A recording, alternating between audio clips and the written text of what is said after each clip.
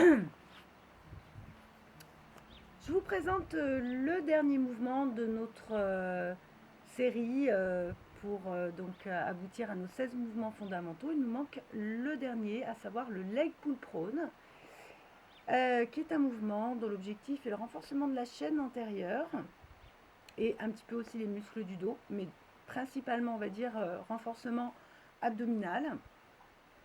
Je vais vous montrer un éducatif que vous connaissez évidemment. Je vais essayer de bien vous le repréciser dans le placement, dans les consignes, dans les points d'attention. Et ensuite, je vous montrerai l'option 1 de ce leg pull prone, à savoir le placement cuisse décollée du sol. D'accord?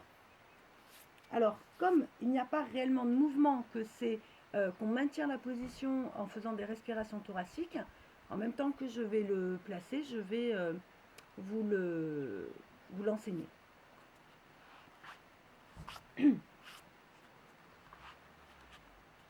La position des jambes sont largeur bassin, écarté largeur bassin.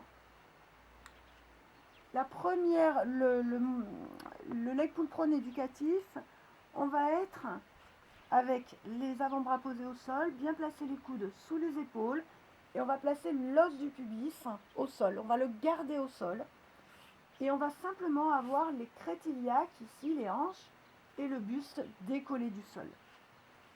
Cet éducatif va nous permettre de chercher dans le placement de nos 5 référentiels à bien allonger la colonne vertébrale. Donc pour ce faire, on va d'abord commencer par pousser sur les coudes, se repousser du sol pour sortir la tête des épaules, stabiliser nos omoplates en les plaquant dans le dos, en contractant le dentelé antérieur, c'est-à-dire prenez bien appui ici dans le sol. Et en même temps que vous faites ça, vous allez rentrer le ventre énormément sur votre souffle. Toute une expiration très profonde pour venir chercher à plaquer le nombril vers la colonne vertébrale. Pour éviter d'être dans une position ici, comme quand on bouquine à la plage, où on a relâché totalement notre bassin. Et là, on a très très mal au bas du dos. D'accord? Donc, on n'est pas à la plage. On se repousse du sol pour venir faire un dos plat au niveau des omoplates. Attention de ne pas arrondir, de ne pas creuser. On retrouve exactement le même travail des omoplates que celui qu'on a travaillé à 4 pattes. Vous vous souvenez, pour le swimming, là on arrondit le dos en écartant les omoplates. Là, on creuse les omoplates. D'accord. Et bien là, c'est pareil. On se sert de l'appui des coudes dans le sol pour stabiliser les omoplates. On va donc souffler, sortir la tête des épaules, abaisser les épaules, rentrer le ventre au maximum, plaquer le nombril vers la colonne vertébrale. Et vous allez bien relâcher les fessiers pour vous concentrer sur l'engagement abdominal et faire vos respirations thoraciques. Essayez de grandir dans votre colonne. Vous inspirez en gardant le ventre rentré. On fait une inspiration thoracique. On souffle, on retient les gaz et les urines. On creuse le ventre, on serre les côtes. On inspire, le ventre bien rentré. Et on expire, on rentre le ventre. On essaie de ne pas pousser le nombril vers le sol. Imaginez que vous avez la place de mettre une balle de tennis sous votre nombril et essayez de maintenir ce ventre bien rentré sur 5 à 7 cycles respiratoires. Un cycle respiratoire étant j'inspire, je souffle. 5 à 7 fois.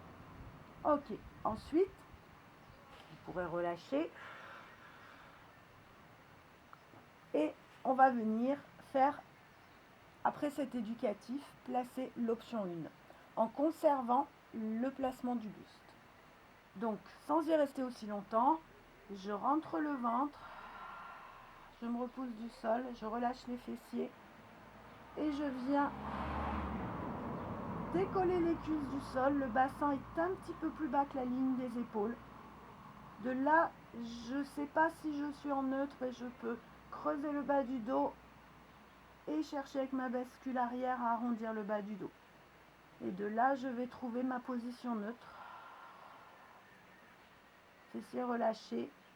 Le regard plonge en oblique devant son tapis.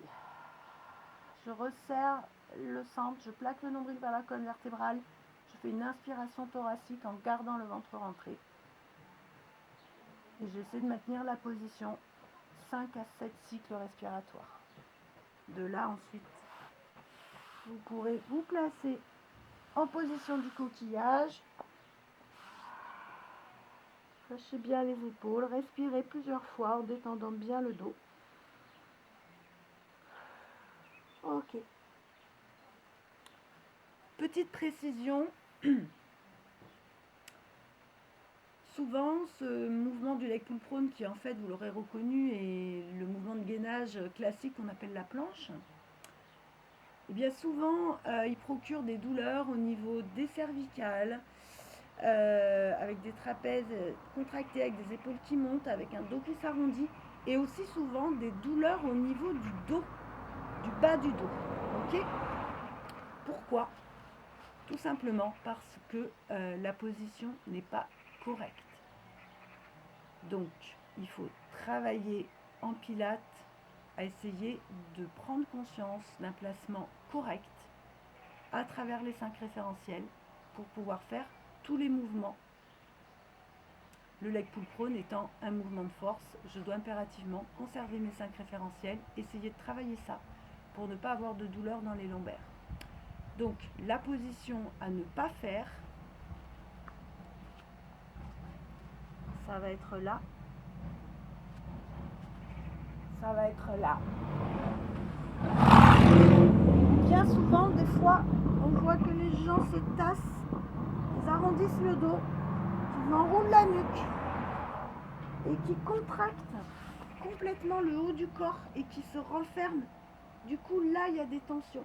Des fois, on a même la tête ici plutôt que de la lâcher, donc ça, c'est horrible. Et le pire, ça va être de ne pas tenir suffisamment son bassin neutre avec son centrage. Du coup, on va être placé ici et là, on est cambré. Et plus tard, quand on fera le mouvement de la planche, eh bien, on va être dans une position comme ça. Non. D'accord ? Je ne vous détaille pas le leg pull prone avec jambes tendues. J'aimerais que vous essayiez bien de sentir le placement avec l'éducatif. Et ensuite, de l'éducatif, vous passez rapidement sur la position cuisse décollée du sol. Tenez 3 respirations, inspire, expire, si vous ne pouvez pas en tenir davantage. Et n'essayez pas de faire le mouvement en force, mais en contrôle du placement. Et la force juste là où elle doit être, c'est-à-dire là. Effectivement, après, ça travaille aussi sur les deltoïdes antérieurs, d'accord ? Donc c'est pour ça que c'est important de bien se repousser du sol, de ne pas arrondir le dos. Donc ça travaille ici, c'est normal. Et ça travaille aussi un peu les muscles du dos, c'est normal. Donc à vous de trouver le nombre de respirations à faire pour tenir la position. Un nombre de répétitions, de respirations qui soit dans le contrôle, dans le placement. D'accord ? Ne cherchez pas à vous renfermer sur vous-même, à ne plus respirer et à forcer avec tout le corps contracté. Essayez au contraire, même dans cette position de gainage, d'allonger la colonne vertébrale. Toujours visualisez un fil qui vous tire par le sommet du crâne et un autre par le bout de la colonne vertébrale ici. Vous trouverez cet allongement par votre centrage et par des respirations thoraciques et vous aurez un travail beaucoup plus efficace en sécurité et beaucoup plus efficace sur l'ensemble du corps, sur toute la chaîne antérieure. Bon courage et à bientôt.